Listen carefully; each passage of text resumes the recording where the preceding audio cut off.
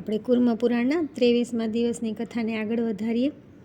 આ જ પ્રમાણે પ્રાણ, વાયુ, આકાશ, બુદ્ધિ તથા અન્ય કોઈ ચેતન તત્વ ત્યાં નથી। મેં બધા વેદોમાં રહેલું પરમ રહસ્યમય જ્ઞાનરૂપી અમૃતનું વર્ણન કર્યું। કોઈ નિર્જન પ્રદેશમાં નિરંતર પ્રયત્નપૂર્વક સાધના કરનાર યોગી જ આ જ્ઞાનને જાણે છે। ત્યાર પછી આવે છે 11મો અધ્યાય, યોગનો મહિમા, અષ્ટાંગ યોગ, યમ, નિયમ વગેરે યોગ સાધનોના લક્ષણ, પ્રાણાયામનું વિશેષ પ્રતિપાદન, ધ્યાનના વિવિધ પ્રકાર, પાશુપાત યોગનું વર્ણન, વારાણસીમાં દેહ ત્યાગનો મહિમા, શિવ આરાધનાની વિધિ, શિવ અને વિષ્ણુના અભેદનું પ્રતિપાદન, શિવ જ્ઞાન યોગની પરંપરાનું વર્ણન, ઈશ્વર ગીતાની ફળશ્રુતિ તથા ઉપસંહાર। ઈશ્વરે કહ્યું કે આ પછી તે પરમ દુર્લભ યોગ વિશે હું કહું છું, જેથી સૂર્ય સમાન ઈશ્વરરૂપ આત્માના દર્શન થાય છે। અર્થાત સૂર્ય જેમ પ્રત્યક્ષ થઈ રહ્યા છે તે જ પ્રમાણે ઈશ્વર પ્રત્યક્ષ થાય છે। યોગરૂપી અગ્નિ શીઘ્ર સંપૂર્ણ પાપરાશિને ભસ્મ કરી દે છે અને ત્યાર પછી સાક્ષાત મુક્તિરૂપ સિદ્ધિ પ્રદાન કરનારું નિર્મળ જ્ઞાન ઉત્પન્ન થઈ જાય છે। યોગથી જ્ઞાન ઉત્પન્ન થાય છે અને જ્ઞાનથી યોગ સ્થિર થાય છે। યોગ તથા જ્ઞાનથી સંપન્ન વ્યક્તિ પર મહેશ્વર પ્રસન્ન થાય છે। જે નિત્ય 1 વાર, 2 વાર અથવા 3 વાર મારા યોગનું સાધન કરે છે તેમને મહેશ્વર સમજવા જોઈએ। યોગ 2 પ્રકારનો સમજવો જોઈએ। પહેલો અભાવ યોગ અને બીજો બધા યોગોમાં ઉત્તમોત્તમ મહાયોગ કહેવાય છે। જેમ બધા આભાસો રહિત શૂન્યમય સ્વરૂપનું ચિંતન થાય છે અને જેના દ્વારા આત્માનો સાક્ષાત્કાર થાય છે તે અભાવ યોગ કહેવામાં આવે છે। જેમાં નિત્યાનંદ સ્વરૂપ નિરંજન આત્માના દર્શન થાય છે અને મારી સાથે એકતા થાય છે તે પરમેશ્વર રૂપ મહાયોગ કહેવામાં આવ્યો છે। અન્ય જે યોગીઓના યોગનો ગ્રંથમાં વિસ્તાર થયો છે તે બધા બ્રહ્મયોગની 16મી કળાના પણ બરાબર નથી। જે યોગમાં મુક્ત પુરુષ વિશ્વને સાક્ષાત ઈશ્વર રૂપે જુએ છે તે બધા યોગોમાં શ્રેષ્ઠ યોગ માનવામાં આવે છે। જે સેંકડો હજારો અન્ય પ્રકારના મનને સંયમિત કરવાવાળા ઈશ્વર બહિષ્કૃત યોગી છે તે જ મુજ અદ્વિતીયના દર્શન કરી શકતા નથી। મુનિ શ્રેષ્ઠ અન્ય વૃત્તિઓનો નિરોધ કરીને મારામાં એકચિત્ત થવું આ જ યોગ છે અને આ યોગના જે 8 સાધન મેં તમને બતાવ્યા છે તે આ છે: પ્રાણાયામ, ધ્યાન, પ્રત્યાહાર, ધારણા, સમાધિ, યમ, નિયમ અને આસન, અહિંસા, સત્ય, અસ્તેય, ચોરી ન કરવી, બ્રહ્મચર્ય તથા અપરિગ્રહ। સંક્ષેપમાં આપને યમ કહે છે આ મનુષ્યના ચિત્તની શુદ્ધિ કરનારા છે। મન, વાણી તથા કર્મથી બધા પ્રાણીઓને સદા કોઈ પ્રકારનું કષ્ટ ન આપવું, આને શ્રેષ્ઠ ઋષિઓ અહિંસા કહે છે। અહિંસાથી શ્રેષ્ઠ કોઈ ધર્મ નથી અને અહિંસાથી વધીને કોઈ સુખ નથી।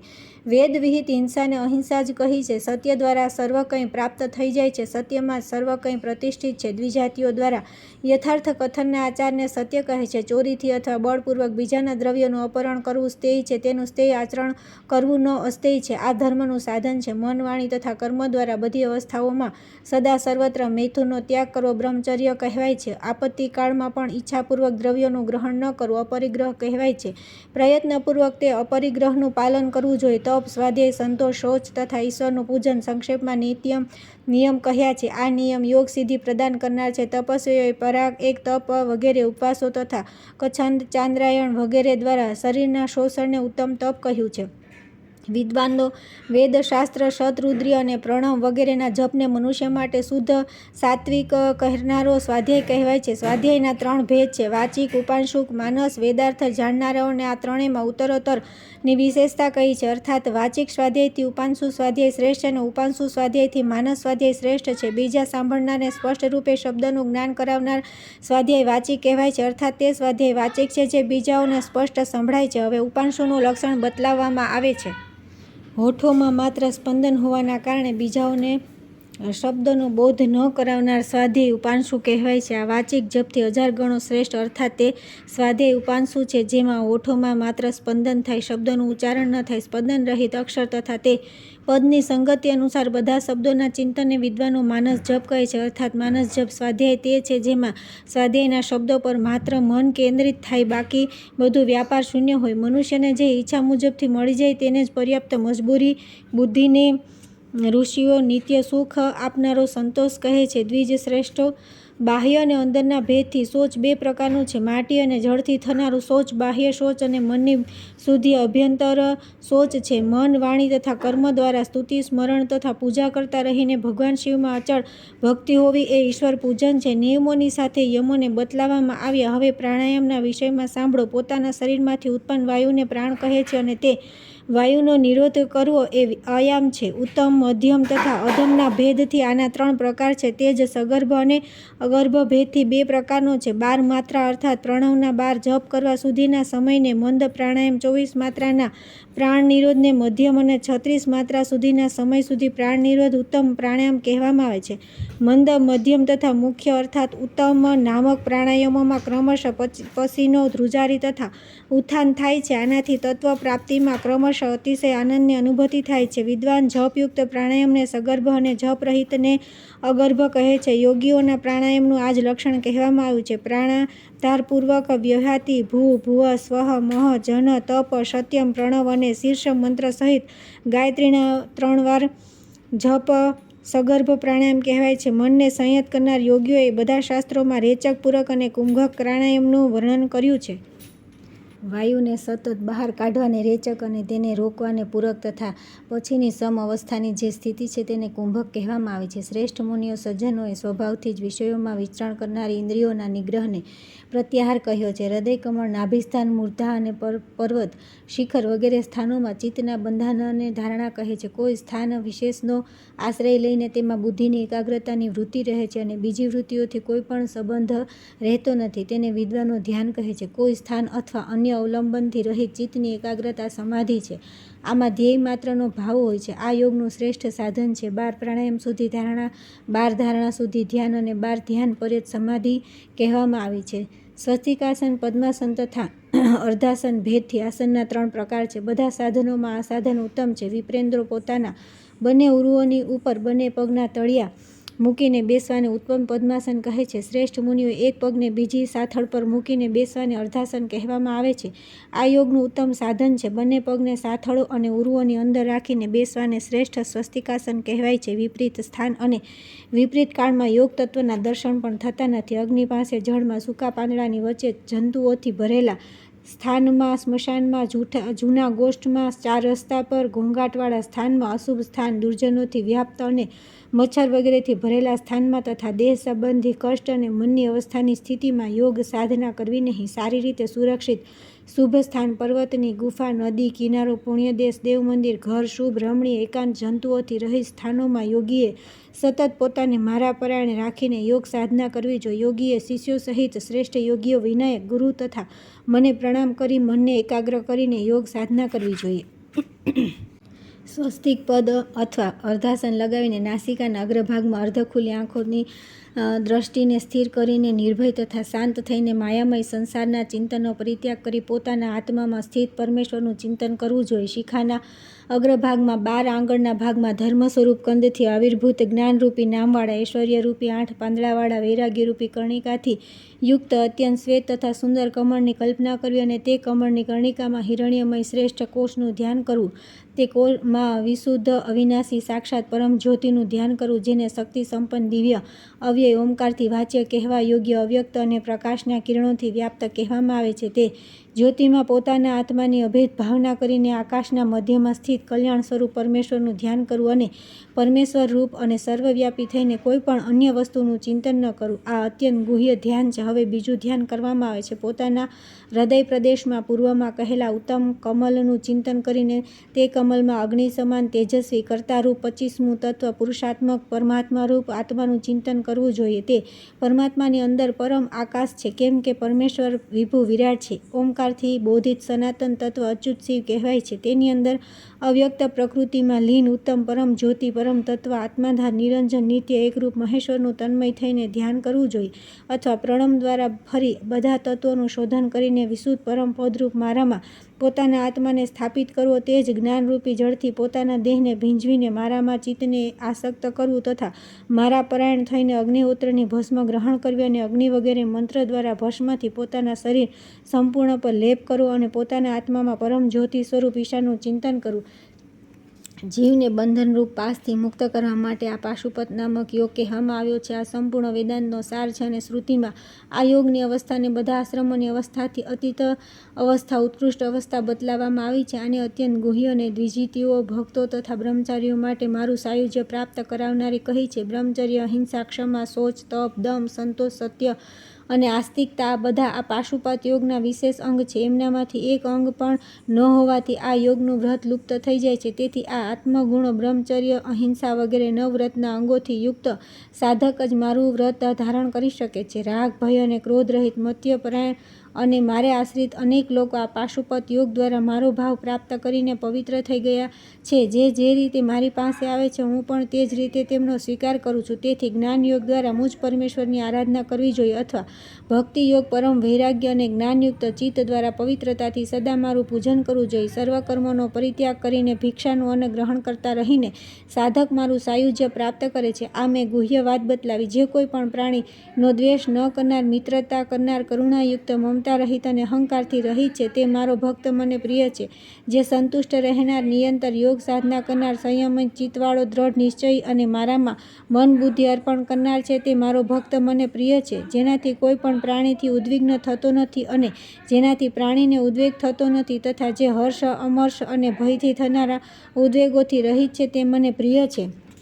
જે કોઈ પણ પ્રકારની અપેક્ષા ન રાખનાર, પવિત્ર, કુશળ, નિશ્ચિત, કર્મ ત્યાગવામાં સાવધાન, પક્ષપાત રહિત, દુઃખથી ઘેરાયેલો હોવા છતાં પણ વ્યથાનો અનુભવ ન કરનારો અને બધી પ્રકારના આરંભનો પરિત્યાગ કરનાર સાધક મને પ્રિય છે. જે નિંદા અને સ્તુતિને સમાન સમજનાર, મનનશીલ, કોઈ પણ પદાર્થથી સંતુષ્ટ રહેનારો, ગૃહાસક્તિથી રહિત તે સ્થિર બુદ્ધિવાળો મારો ભક્ત મને પ્રાપ્ત કરે છે. મારામાં પરાયણે રહેનારો, બધા કર્તવ્ય કર્મોનો કરતો રહેનાર પણ મારી કૃપાથી શાશ્વત પરમપદ પ્રાપ્ત કરે છે. મન દ્વારા બધા કર્મો મને અર્પિત કરીને મારે પરાયણ રહીને આશા મમતાથી રહિત થઈને મારું જે શરણ લેવું જોઈએ, કર્મફળની આસક્તિનો સર્વથા પરિત્યાગ કરીને નિત્ય સંતૃપ્ત અને અન્ય આશ્રય રહિત એકમાત્ર પરમેશ્વરને જ આશ્રય સમજનાર વ્યક્તિ કર્મમાં પ્રવૃત્ત હોવા છતાં પણ તે કર્મો દ્વારા બંધનમાં પડતો નથી. આશા રહિત, સંયમિત ચિત્તવાળો, સર્વ પ્રકારના પરિગ્રહનો પરિત્યાગ કરીને માત્ર શરીરને માટે કર્મ કરતો રહીને પણ વ્યક્તિ તે મોક્ષ પદને પ્રાપ્ત કરી લે છે. અનાયાસે જે પ્રાપ્ત થાય તેનામાં જ સંતુષ્ટ રહેનાર અને બધી પ્રકારના સુખ દુઃખોના દ્વંદ્વોથી રહિત રહેનાર પુરુષ દ્વારા માત્ર મારી પ્રસન્નતાના માટે કરેલા કર્મ સંસારના બંધનનો વિનાશ કરે છે. મારામાં મન લગાવનાર, મને નમસ્કાર કરનાર, મારી પૂજા કરનાર અને મને જ પોતાનો પરમ આશ્રય સમજનાર યોગી મુજ પરમેશ્વરને જાણીને મને પ્રાપ્ત કરી લે છે. મારામાં બુદ્ધિ રાખનાર, સતત પરસ્પર મારો બોધ કરાવતા રહી અને નિત્ય મારું વર્ણન કરતો રહીને મારું સાયુજ્ય પ્રાપ્ત કરે છે. આ પ્રમાણે નિત્ય યોગયુક્ત પુરુષના માયાથી ઉત્પન્ન તથા તેમનાથી પણ ઉત્પન્ન કર્મરૂપ સમસ્ત અંધકારનો પ્રકાશમાન જ્ઞાનરૂપી દીપક દ્વારા હું નાશ કરી દઉં છું. મારામાં બુદ્ધિ લગાવનારા જે મનુષ્ય સતત મારી પૂજા કરે છે તે નિત્ય યોગયુક્ત પુરુષોના યોગક્ષેમનો હું નિર્વાહ કરું છું. અને જે બીજા લોકો ઈચ્છિત વિષયોના ઉપભોગ માટે જુદા જુદા દેવતાઓનું પૂજન કરે છે તેમનો અંત વિષયભોગ સુધી સમજવો જોઈએ. કેમ કે દેવતાને અનુસાર ફળ પણ મળે છે. જે અન્ય દેવતાઓના ભક્ત છે તેઓ જો મારી ભાવનાથી યુક્ત થઈને બીજા દેવતાઓની પૂજા કરે છે અથવા બીજા દેવોમાં મારી જ ભાવના કરે છે તો તેઓ પણ મારામાં ભાવના કરવાના કારણે મુક્ત થઈ જાય છે. તેથી સમસ્ત અનીશ્વર દેવતાઓનો પરિત્યાગ કરીને જ મારો જ આશ્રય ગ્રહણ કરે છે તે પરમપદને પ્રાપ્ત થાય છે. પુત્ર વગેરેમાં આસક્તિનો પરિત્યાગ કરી અને શોક રહિત થઈને તથા અપરગ્રહ થઈને વિરક્ત પુરુષને મૃત્યુપર્યંત લિંગમાં પરમેશ્વરની આરાધના કરવી જોઈએ. જે સંપૂર્ણ ભોગોનો પરિત્યાગ કરીને સદા લિંગનું પૂજન કરતા રહે છે તેમને હું એક જન્મમાં જ પરમ ઐશ્વર્ય પદ પ્રદાન કરું છું. પરમ આનંદ સ્વરૂપ, અદ્વિતીય, સદરૂપ, નિરંજન, જ્ઞાનાત્મક અને સર્વત્ર વ્યાપ્ત લિંગ યોગીઓના હૃદય પ્રદેશમાં સ્થિત રહે છે. નિયમપૂર્વક ભક્તિ કરનારા બીજા લોકો વિધિપૂર્વક જ્યાં ક્યાંય પણ શિવલિંગની ભાવનાથી તે લિંગની અર્ચના કરે છે, જળમાં, અગ્નિમાં, આકાશમાં, સૂર્યમાં, રત્ન વગેરે યા અન્યત્ર ક્યાંય પણ ઈશની ભાવના કરીને લિંગરૂપ ઈશ્વરની આરાધના કરવી જોઈએ. આ બધું જ લિંગમય છે અને બધું જ લિંગમાં પ્રતિષ્ઠિત છે. તેથી જ્યાં ક્યાંય પણ લિંગરૂપમાં શાશ્વત ઈશનું અર્ચન કરવું જોઈએ. ક્રિયાશીલોનું લિંગ અગ્નિમાં, મનીષીઓનું જળ, આકાશ અને સૂર્યમાં, અજ્ઞાનીઓનું કાષ્ઠ વગેરેમાં અને યોગીઓનું લિંગ હૃદયમાં સ્થિત રહે છે. વિજ્ઞાન ઉત્પન્ન ન થયું હોય તો વિરક્ત થઈને અત્યંત પ્રેમથી બ્રહ્મના પ્રણવરૂપી શરીરનો યાવજીવન જપ કરતા રહેવું જોઈએ અથવા એકાકી અને સંયત ચિત્તવાળા દ્વિજને મરણ પર્યંત શતરુદ્રના જપ કરવા જોઈએ. આથી તેને પરમપદ પ્રાપ્ત થાય છે. અથવા વિપ્રે મૃત્યુ પર્યંત એકાગ્ર ચિત્તે વારાણસીમાં નિવાસ કરે તે પણ ઈશ્વર શંકરના અનુગ્રહથી ઉત્કૃષ્ટ પરમપદને પ્રાપ્ત કરે છે. ત્યાં વારાણસીમાં બધા પ્રાણીઓને તેમના પ્રાણ નીકળે તે સમયે તે પરમ જ્ઞાન પ્રદાન કરે છે. તેથી તેઓ પુનર્જન્મના બંધનથી મુક્ત થઈ જાય છે. સંપૂર્ણ વર્ણાશ્રમનું વિધિનું પાલન કરતા રહીને મારે પરાયણ રહેનાર પોતાના તે જ જન્મમાં જે જન્મથી વર્ણાશ્રમ ધર્મનું પાલન કરી રહ્યો છે, જ્ઞાન પ્રાપ્ત કરી શિવ પદને પ્રાપ્ત કરે છે. દ્વિજો નીચ અથવા પાપ યોનિવાળા જે પણ પ્રાણી વારાણસીમાં નિવાસ કરે છે તે બધા ઈશ્વરના અનુગ્રહથી સંસારને પાર કરી લે છે. તેથી દ્વિજો મુક્તિ પ્રાપ્ત કરવા માટે નિરંતર ધર્મનો આશ્રય ગ્રહણ કરવો જોઈએ. આ વેદોનું રહસ્ય છે જે ગમે તેને કહેવું ન જોઈએ. ધાર્મિક તથા બ્રહ્મચારી ભક્તને જ પ્રદાન કરવું જોઈએ. વ્યાસજી બોલ્યા કે આ પ્રમાણે ઉત્તમ આત્મયોગનું વર્ણન કરીને ભગવાન શંકરે ત્યાં જ બેઠેલા પ્રસન્નચિત્ત નારાયણને કહ્યું કે મેં બ્રહ્મવાદીઓના કલ્યાણ માટે આ જ્ઞાન કહ્યું છે. આપ આ કલ્યાણકારી જ્ઞાનને શાંતચિત્ત શિષ્યોને પ્રદાન કરો. અજન્મા ભગવાન શંકરે આવું કહેવા ઉપરાંત શ્રેષ્ઠ યોગીઓને કહ્યું કે દ્વિજોત્તમ, આ બધા દ્વિજાતિ ભક્તોના કલ્યાણ માટે તમે લોકો પણ મારા કહેવાથી બધા ભક્ત શિષ્યોને મારા આ જ્ઞાનનો વિધિપૂર્વક ઉપદેશ કરો. આ જે નારાયણ છે તે હું ઈશ્વર જ છું, એમાં સંદેહ નથી. જે અમારા બંનેમાં કંઈ ભેદ જોતો નથી તેને જ આ પરમ જ્ઞાન આપવું જોઈએ. નારાયણ નામવાળી તથા શાંત અક્ષર નામક મારી આ પરમ મૂર્તિ બધા પ્રાણીઓના હૃદયમાં સ્થિત છે. સંસારમાં જે ભેદ દ્રષ્ટિવાળા લોકો આથી વિપરીત સમજે છે તેઓ મારા દર્શન કરી શકતા નથી અને વારંવાર સંસારમાં જન્મ લે છે. જે આ અવ્યક્ત વિષ્ણુ અથવા મુજદેવ મહેશ્વરને એક ભાવથી જુએ છે તેમનો પુનર્જન્મ થતો નથી. તેથી અનાદિ નિધન આદિ અંત રહિત આત્મરૂપ અવ્યય વિષ્ણુ મને જ સમજો અને પછી તે પ્રમાણે પૂજા પણ કરો. જે લોકો આ વિષ્ણુને બીજા દેવતા માની મને બીજા દેવતા સમજીને જુએ છે તેઓ ઘોર નરકમાં જાય છે. હું તેમનામાં સ્થિત રહેતો નથી. મૂર્ખ હોય, પંડિત હોય, બ્રાહ્મણ હોય કે ચાંડાળ, મારા આશ્રિત રહેનારાને હું મુક્ત કરી દઉં છું, પરંતુ જે નારાયણનો નિંદક છે તેને હું મુક્ત કરતો નથી. તેથી મારા ભક્ત મારામાં પ્રેમ ઉત્પન્ન કરવા માટે આ મહાયોગી પુરુષોત્તમની અર્ચના અવશ્ય કરવી અને એમને નમસ્કાર અવશ્ય કરવા. આમ કહીને પિનાકધારી ભગવાન શંકર વાસુદેવનું આલિંગન કરીને તે બધાની સામે જ અંતર્ધ્યાન થઈ ગયા. ભગવાન નારાયણે પણ પોતાના પરમાર્થિક વિગ્રહનો ત્યાગ કરી ઉત્તમ તપસ્વીનો વેશ ધારણ કર્યો અને બધા યોગીઓને કહ્યું, તમે લોકોએ પરમેષ્ઠીની કૃપાથી સંસાર બંધનને નષ્ટ કરનારું સાક્ષાત મહેશનું નિર્મળ જ્ઞાન પ્રાપ્ત કર્યું છે. તેથી મુનીશ્વરો ચિંતામુક્ત થઈને તમે બધા જાઓ અને ધાર્મિક શિષ્યોમાં આ પરમેષ્ઠીનું જ્ઞાન સ્થાપિત કરો. આ ઈશ્વર સંબંધી વિશિષ્ટ જ્ઞાનને વિશેષ રૂપે શાંત ભક્ત, ધાર્મિક તથા અગ્નિહોત્રી બ્રાહ્મણને આપવું જોઈએ. આ પ્રમાણે કહીને યોગીઓમાં શ્રેષ્ઠ તે મહાયોગી વિશ્વાત્મા નારાયણ સ્વયં અંતર્ધ્યાન થઈ ગયા.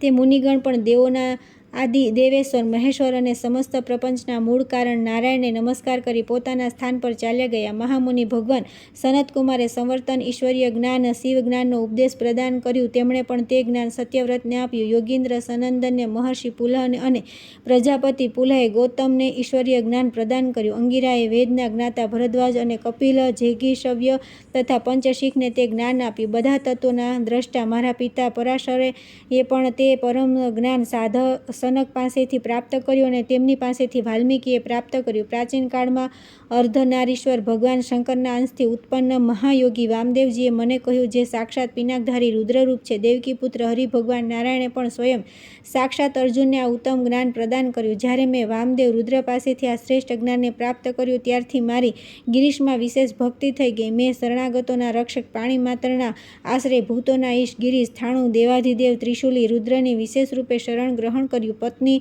તથા પુત્રોની સાથે તમે બધા લોકો પણ તે ગોવૃષ વાહન કલ્યાણકારી ભગવાન શંભુના શરણમાં જાઓ. તેમની કૃપાથી કર્મયોગ દ્વારા વ્યવહાર કરો અને વિભૂતિભૂષણ ગોપતિ ઇન્દ્રિયોના પતિ મહાદેવ શંકરની પૂજા કરો. આ પ્રમાણે કહ્યા પછી તે સોનક વગેરે મહર્ષિઓએ ફરી શાશ્વત સ્થાણુ સનાતન મહેશ્વર તથા સત્યવતીના પુત્ર વ્યાસને પ્રણામ કર્યા અને પ્રસન્ન થઈને તે સર્વલોકના મહેશ્વર સાક્ષાત ઋષિકેશ પ્રભુ કૃષ્ણદ્વૈપાયનને કહેવા લાગ્યા, ભગવાન આપની જ કૃપાથી શરણાગતોની રક્ષા કરવાવાળા ગોવૃષધ્વજ ભગવાન શંકરની તે અવિચળ ભક્તિ અમને પ્રાપ્ત થઈ ગઈ છે, જે દેવતાઓને પણ દુર્લભ છે. મુનિશ્રેષ્ઠ, આપ શ્રેષ્ઠ કર્મયોગ અમને બતલાવો, જેના દ્વારા મોક્ષાર્થી લોકો આ ભગવાન ઈશની આરાધના કરે છે. આપ વેદવ્યાસના સાનિધ્યમાં જ શ્રી સૂતજી ભગવાન મહેશ્વરના વચનોને સાંભળી લે, જે વચન સમસ્ત લોકોના રક્ષક છે અને જેમનામાં સમસ્ત ધર્મોનો સંગ્રહ થયો છે, તેથી એમનું વર્ણન કરે. આ ઉપરાંત આપ એ પણ બતલાવો કે જે પૂર્વકાળમાં અમૃત મંથનના સમયે ઇન્દ્ર દ્વારા તથા મુનિઓ દ્વારા પૂછવાથી કુર્મરૂપી